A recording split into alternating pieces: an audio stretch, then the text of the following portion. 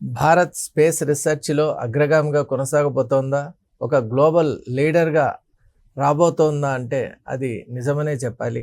అది వాస్తవం అని కూడా మనం భావించాలి. ఎందువల్ల అంటే ఇప్పుడు జరుగుతున్నటువంటి పరిణామాలు ఏవైతే ఉన్నాయో అవి స్పష్టంగా భారత్ అంతరిక్షంలో చేసేటువంటి పరిశోధనలు ఏవైతే ఉన్నాయో వాటిలో భావి తరాల్లో ఒక గొప్ప అగ్రగామిగా, అలాగే రాబోయే రోజుల్లో స్పేస్ రీసెర్చ్‌లో ఒక పివోటెడ్ లీడర్‌గా, ఒక పయనీర్‌గా ఉండేటువంటి అవకాశాలు చాలా స్పష్టంగా కనిపిస్తున్నాయి. దాన్ని పురస్కరించుకొని ఇప్పుడు మనం నాసా అలాగే ఇస్రో మధ్య ఏర్పడినటువంటి ఒక జాయింట్ మిషన్ గురించి కూడా ఈరోజు మనం మాట్లాడుకోబోతున్నాం. ఇది నిజంగా ఒక అద్భుతంగానే మనం భావించాలి. ఎందువల్ల అంటే ఆర్టిమిస్ మిషన్ యొక్క ఇగ్నిషన్ అనే ఒక ప్రాజెక్ట్‌తో భారత్ ఆల్రెడీ ఒక మెమోరాండమ్ ఆఫ్ అండర్‌స్టాండింగ్‌లో ఉన్నటువంటి నేపథ్యంలో భారత్ యొక్క అంతరిక్ష సేవల్ని, అలాగే అంతరిక్షంలో భారత్ చేస్తున్నటువంటి అద్భుతాలని గుర్తించినటువంటి అమెరికా, భారత్ ఒక trusted partner and A trusted leader in space research అని గుర్తించి వాళ్ళు చేస్తున్నటువంటి ఆర్టిమిస్ మిషన్ అంటే మూన్ బేస్ ప్రాజెక్ట్ ఏదైతే ఉందో, ఒక చంద్రునిపై ఒక ఆవాసాన్ని ఏర్పరచుకొని అక్కడ శాశ్వతంగా కంటిన్యూస్గా పరిశోధనలు కొనసాగించేటువంటి విధానాన్ని ముందుకు తీసుకొని వెళ్ళాలనేటువంటి అమెరికా ఆలోచనలకు భారత్ యొక్క సహాయాన్ని, సహకారాన్ని కోరటం, అలాగే ఇరు దేశాల మధ్య ఒక అండర్స్టాండింగ్ అనేటువంటిది కుదరటం, సంయుక్తంగా ఈ యొక్క మూన్ ప్రాజెక్ట్ను టేకప్ చేయటం అనేటువంటిది నిజంగా ఒక అద్భుతం. అలాగే ఇది మన ఇస్రో కూడా ఒక గోల్డెన్ ఆఫర్గాను, అలాగే ఒక వాట్ వీ కెన్ సే ఇది India is really entering into a golden space ఏజ్గా నేను భావిస్తూ ఉన్నాను. అసలు దీని గురించి, అలాగే ఇప్పుడు అమెరికా ఎదుర్కొంటున్నటువంటి సవాళ్ళు ఏదైతే ఉన్నాయో, అలాగే స్పేస్ రీసెర్చ్ అనేటువంటిది ఎప్పుడు కూడా కాంపిటేటివ్ ఫీల్డ్. మరి దీంట్లో అసలు ప్రత్యర్థులు ఎవరు, వాళ్ళు చేసేటువంటి ప్రోగ్రామ్స్ ఏంటి, అమెరికా ఎందుకు భారత్తో సహకారాన్ని అలాగే కోఆపరేషన్ను కోరుకుంటోంది, వీటన్నిటి గురించి ఇప్పుడు మనం తెలుసుకునే ప్రయత్నం చేద్దాం. చంద్రయాన్ సక్సెస్ అనేటువంటిది మొత్తం ప్రపంచం భారత్ యొక్క ఈ అంతరిక్ష విజ్ఞానాన్ని గుర్తించినటువంటి ఒక తరుణంగా నేను భావిస్తూ ఉన్నాను. ఎందువల్ల అంటే south pole of the moon అనేటువంటిది చాలా కఠినమైన, కష్టమైనటువంటి ప్లేస్, అలాగే అన్ఎక్స్ప్లోర్డ్ రీజన్ ఆఫ్ ది మూన్గా కూడా మనం భావిస్తాం. మన భూమికి ఉన్నటువంటి సహజమైనటువంటి శాటిలైట్ మూన్. మరి అటువంటి శాటిలైట్ దాదాపు 3,80,000 కిలోమీటర్ల దూరంలో ఉంది. మరి ఇలా దాదాపు 4,00,000 కిలోమీటర్ల దూరంలో ఉన్న ఈ నిశ్శబ్ద ప్రపంచం ఏదైతే ఉందో, ద సీ ఆఫ్ ట్రాంక్విలిటీ అని దీన్ని పిలుస్తారు. ఎందువల్ల అంటే అక్కడ సౌండ్ ట్రావెల్ అనేది ఉండదు కాబట్టి it is called sea of tranquillity. మరి అటువంటి నిశ్శబ్దమైన ఈ ప్రపంచంపై ఎందుకు అందరూ కూడా దృష్టి సారిస్తున్నారు, అలాగే అమెరికా తన ఆర్టిమిస్ మిషన్తోనూ, అలాగే భారత్ కూడా తన చంద్రయాన్ మిషన్తోనూ, అలాగే 2047 వరకు ఉన్నటువంటి స్పేస్ విజన్తోనూ, చంద్రయాన్, ఆదిత్యయాన్, గగన్యాన్ లాంటి అద్భుతమైన ప్రాజెక్ట్స్తో ముందుకెళ్తోంది భారత్. భారత్ అమెరికానే కాకుండా ఇక అదర్ స్టేక్ హోల్డర్స్ ఎవరున్నారని మనం ఒకసారి చూసినట్టయితే, ట్రెడిషనల్గా మనకు తెలుసు రష్యా కూడా మొదటి నుంచి స్పేస్ రీసెర్చ్లో చాలా అగ్రగామిగా ఉన్నటువంటి ఒక దేశం. అలాగే యూరీ గగారిన్ ఫస్ట్ స్పేస్లోకి ఎంటర్ అయినటువంటి వ్యక్తిగా కూడా రికార్డు సాధించారు. కాబట్టి మొదటి నుంచి కూడా అమెరికాకు, రష్యాకు ఒక రకంగా యుద్ధమే, ఇది ఒక రకమైన కోల్డ్ వార్గా కూడా మనం భావించవచ్చు. అంటే ఒక స్పర్ధ, ఒక కాంపిటీషన్ నడుస్తోంది. మరి అమెరికా స్పేస్లోకి ఎంటర్ అయ్యేటువంటి వాళ్ళు, స్పేస్లో ఇటువంటి యాక్టివిటీస్ చేసేవాళ్ళని అమెరికానేమో ఆస్ట్రోనాట్స్ అంటోంది.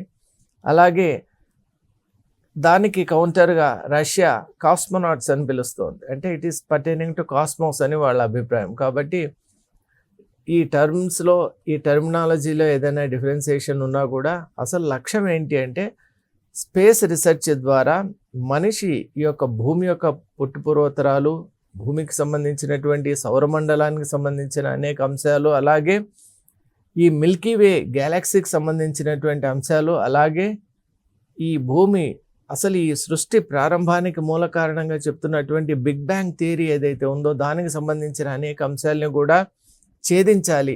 అసలు ఈ ఎవల్యూషన్ ఆఫ్ ది ఎంటైర్ ఈ కాస్మోస్ కానివ్వండి, యూనివర్స్ కానివ్వండి, ఎలా దీనికి సంబంధించిన కంప్లీట్ డీటెయిలింగ్ కావాలి అని శాస్త్రవేత్తలు పరిశోధన చేస్తున్నటువంటి ఒక నేపథ్యంలో దానికి the best platform available for us is మన నియర్ బై మనకు ఉన్నటువంటి our own satellite moon is the best place అని కనుక్కున్నారు. ఎందువల్ల అంటే అక్కడ అన్డిస్టర్బ్డ్గా ఉన్నటువంటి ఒక వాతావరణం, అలాగే అక్కడ రేడియో వేవ్ ఇంటర్ఫియరెన్స్ లేకపోవటం, అలాగే అక్కడి నుంచి మనం చాలా సుదూరంలో ఉన్నటువంటి ఈ కాస్మిక్ ఎంటిటీస్ను మనం గుర్తుపట్టగలగడం. ఇంకోటి అక్కడ ఉన్నటువంటి అట్మాస్ఫియరిక్ కానివ్వండి, అక్కడ ఉన్న కండిషన్స్ ఎలా ఉన్నాయంటే లాంగ్ డిస్టెన్స్ వ్యూయింగ్ కానీ అలాగే ప్రొట్రాక్టెడ్ వ్యూయింగ్ కానీ వీటన్నిటి కూడా చాలా అనువైన ప్రదేశంగా మనం మూన్ను భావిస్తాం. అలాగే అక్కడ మనం చూస్తే అక్కడ ఉన్న శిథిలాలు కూడా ఎటువంటి మార్పుకు లోను కాకుండా కొన్ని వేల సంవత్సరాలుగా, అంటే ఎప్పటి నుంచి ఫామ్ అయిందో అప్పటి నుంచి అలాగే కొన్ని శిథిలాలు ఉండటం వల్ల వాటిపై మనం రీసెర్చ్ చేసినట్టయితే, ఎందుకంటే మూన్ అనేటువంటిది it was once a part and parcel of this planet earth కాబట్టి మన భూమి గురించి కూడా విలువైన సమాచారం, ఒరిజినల్గా సమాచారం ఏదైతే భూమికి సంబంధించింది ఉందో దాన్ని తెలుసుకునే అవకాశం మూన్పై మనం చేసే పరిశోధనల వల్లే మనకు అవకాశం ఉంటుంది. అలాగే మూన్కు ఉన్నటువంటి డిఫరెంట్ డైమెన్షన్స్, ఆస్పెక్ట్స్, ఇంకోటి యాక్సెస్ కూడా మనం చూసినట్టయితే అసలు ఆస్ట్రానామికల్ డిస్టెన్సెస్ అని అంటాం మనం. ఆస్ట్రానమీలో ఏదైనా కనుక మాట్లాడాలి అంటే లైట్ ఇయర్స్లో మనం వెళ్తూ ఉంటాం. మనకున్నటువంటి ఇప్పుడు నెక్స్ట్ ఇమీడియట్ గ్యాలక్సీ కానివ్వండి, స్టార్ కానివ్వండి, వీటన్నిటిని ఎప్పుడైతే మనం చేరాలనుకుంటామో అప్పుడు మనం ఆస్ట్రానామికల్ డిస్టెన్సెస్లో వాటిని కొలుస్తూ ఉంటాం. కానీ మనకు మూన్ అంటే that is very very close compare to these distant planets కానివ్వండి, స్టార్స్ కానివ్వండి. ఇప్పుడు మనకు సెంటరీ స్టార్ను మనం చూడాలి అన్నా, అక్కడికి వెళ్ళాలి అన్నా కూడా so many light years of time మనకు అవసరం అవుతుంది. కాబట్టి అదంతా లేకుండా చాలా సులభంగా 4 లక్షల కిలోమీటర్ల దూరంలోనే ఉంది మూన్. కాబట్టి మనం ఈ మూన్పై కనుక వెళ్ళి అక్కడ ఒక స్థావరాన్ని ఏర్పరచుకోగలిగితే ఖచ్చితంగా భూమికి సంబంధించిన, సౌరమండలానికి సంబంధించిన, అలాగే మనం యావత్తు విశ్వానికి సంబంధించిన అనేక రహస్యాలను తెలుసుకోగలం అనేటువంటి ఒక ఉద్దేశంతో ఇప్పుడు మూన్ పైన ఎక్కువ ఫోకస్ ఉంది. ఆర్టిమిస్ మిషన్ మనం మొన్ననే చూసాం. అమెరికా నిర్వహించినటువంటి ఆర్టిమిస్ మిషన్లో 4 ఆస్ట్రోనాట్స్ వెళ్ళి 10 days వాళ్ళు ఒక టూర్కు వెళ్ళొచ్చినటువంటి కాస్మిక్ టూర్కు వెళ్ళొచ్చారు. అందులో ఫ్లై బై కూడా మనం చూసాం. అంటే కంప్లీట్గా మూన్కు అదర్ సైడ్ వెళ్ళారు. అలాగే they went in to the deep space. మరి ఒక అద్భుతాన్ని సాధించినటువంటి ఆర్టిమిస్ మిషన్ 2 తర్వాత ఇంతవరకు వాళ్ళు అక్కడ దిగడానికి మాత్రం ప్రయత్నం చేయలేదు. కాబట్టి నెక్స్ట్ రాబోయేటువంటి సిరీస్లో అక్కడ మానవ సహితంగా వెళ్ళి అక్కడ దిగటం, అలాగే దిగటమే కాదు అక్కడ మంచు ఏదైతే అక్కడ ఉన్నటువంటి క్రేటార్స్ అని అంటాం, అంటే లోతైనటువంటి గుహల్లాంటి కొంత ప్రాంతం ఉంది.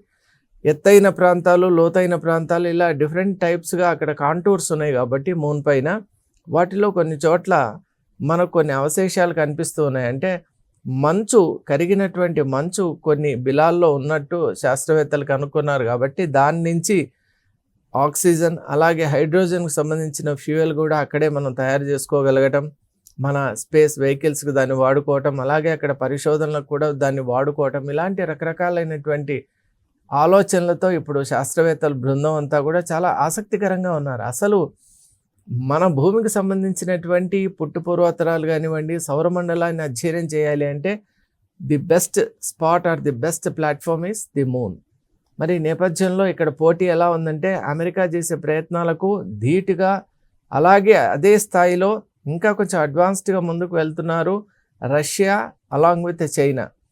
మనకు తెలిసి ఈ మధ్యకాలంలో చైనా కూడా చాలా దూకుడు పైన ఉంది. చాంగ్ E7 అనేటువంటి ఒక ప్రయోగం ద్వారా వాళ్ళు ఈ సంవత్సరంలోనే వాళ్ళు దాన్ని రిలీజ్ చేయాలని అనుకుంటున్నారు. దానివల్ల కూడా సౌత్ పోల్లో ఉన్నటువంటి అనేక అక్కడ నిక్షిప్తమై ఉన్నటువంటి మినరల్ కంటెంట్ కానివ్వండి, అక్కడ ఉన్నటువంటి వాటర్ కంటెంట్ కానివ్వండి, oxygen and other gaseous content పైన కూడా అధ్యయనం చేయాలి. అందరూ కూడా సౌత్ పోల్ పైనే ఎక్కువ దృష్టి పెట్టారు. కానీ ప్రపంచంలో ఫస్ట్ టైం సౌత్ పోల్పై సేఫ్ ల్యాండింగ్ చేసినటువంటి ఘనత మాత్రం భారతదేశానికి. First and the only country so far to have made a soft landing. మన యొక్క ప్రజ్ఞాన్ అలాగే మన యొక్క విక్రమ్, ఈ రెండింటి యొక్క కాంబినేషన్తో విక్రమ్ ల్యాండర్, అలాగే ప్రజ్ఞాన్, వీటి రెండు కాంబినేషన్తో మనం అక్కడికి ల్యాండ్ చేయగలిగాం.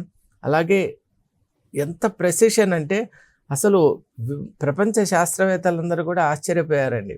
భారత్ ఈ విధంగా సౌత్ పోల్పై, అన్ఎక్స్ప్లోర్డ్ పార్ట్ ఆఫ్ ది మూన్పై ఇంతటి అద్భుతమైన సాఫ్ట్ ల్యాండింగ్ చేస్తుందని ఎవరు కూడా ఊహించలేదు. కానీ మన శాస్త్రవేత్తలు అది నిరూపించారు.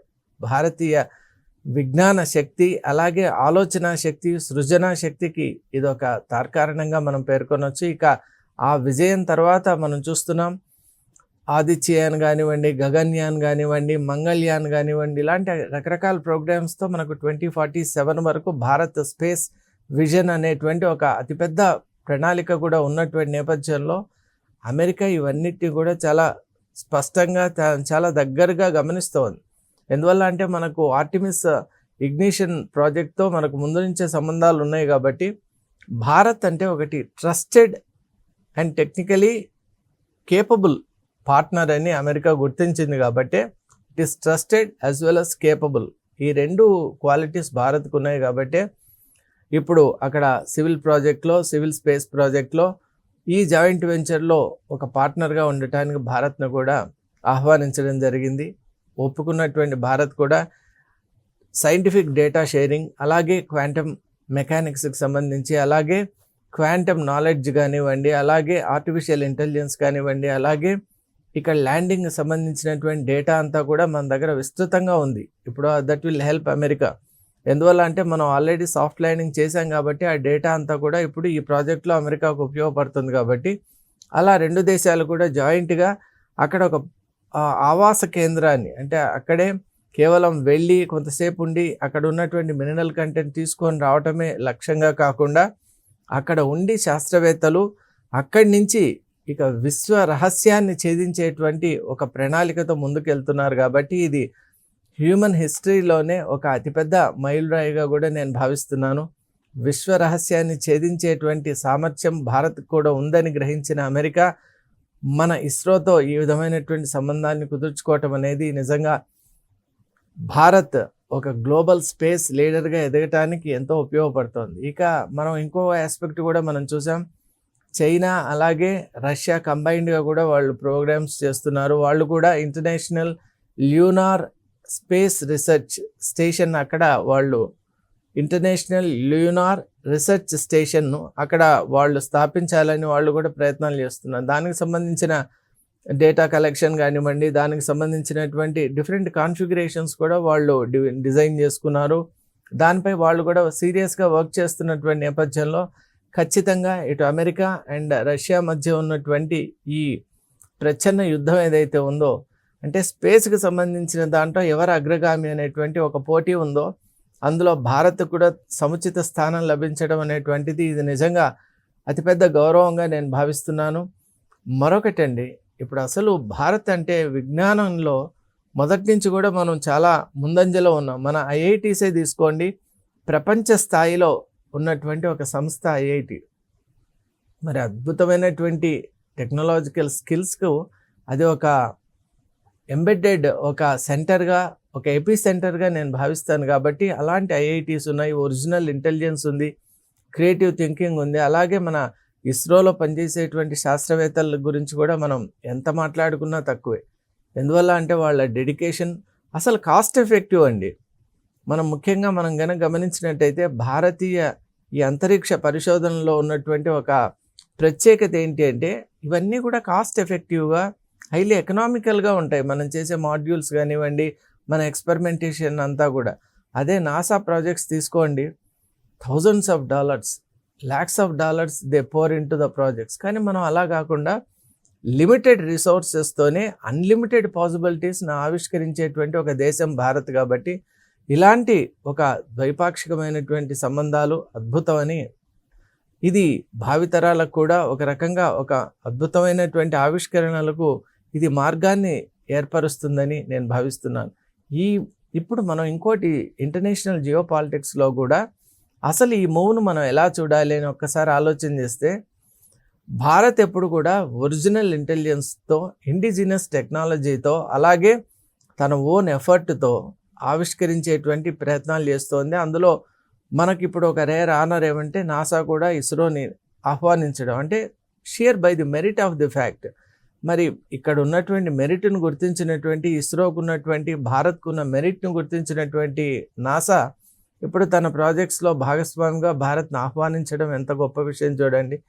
అదే ఇప్పుడు ఒక్కసారి పాకిస్తాన్ విషయం కనుక మనం తీసుకున్నట్టయితే మొదటి నుంచి కూడా డిసెప్షన్, మోసం, అలాగే ఏ పని చేసినా కూడా కుట్ర, కుటిలమైనటువంటి ఒక నీతితో ముందుకు వస్తోంది. భారత్ దగ్గర ఎలా అయినా సరే ఇండస్ వాటర్ ట్రీటీని, ఆ ఒప్పందాన్ని మళ్ళీ కొనసాగించేటట్టు చేయాలి అన్న దానికి పాకిస్తాన్ కూడా రకరకాలుగా ఇంటర్నేషనల్ వేదికలపై అనేక రకాలుగా ప్రయత్నాలు చేసి అది సౌదీ అరేబియా అలాగే తుర్కీతో కలిపి ఈ మధ్యకాలంలో మక్కాలో ఒక జాయింట్ డిఫెన్స్ ట్రీటీని కూడా చేసుకునేది. అంటే పాకిస్తాన్ పద్ధతి ఎప్పుడు కూడా ఇల్లీగల్గా, అలాగే ఏదైతే అన్ఫేర్గా ఉంటుందో ఆ మార్గంలో పాకిస్తాన్ వెళ్తుంది. కానీ భారత్ ఎప్పుడు కూడా it is standing on its own merit, ఎప్పుడు కూడా మెరిటోరియస్గా, క్రియేటివ్గా, అలాగే ఫ్యూచరిస్టిక్గా ఉంటుంది. ఇక్కడ ఏ దేశం పట్ల వివక్ష కానీ ఒక డివిజివ్ టెండెన్సీ ఎప్పుడు కూడా భారత్కు ఉండదు. కాబట్టి అది గుర్తించిన అగ్రదేశం ఈరోజు భారత్ను ఆహ్వానం చేసింది. ఇదంతా కూడా పాకిస్తాన్ గమనిస్తూనే ఉంది. దీనివల్ల భారత్ ప్రపంచంలో ఎంతటి ఒక సామర్థ్యాన్ని కలిగి ఉంటుందో పాకిస్తాన్కి ఇప్పటికీ అర్థమై ఉండాలి.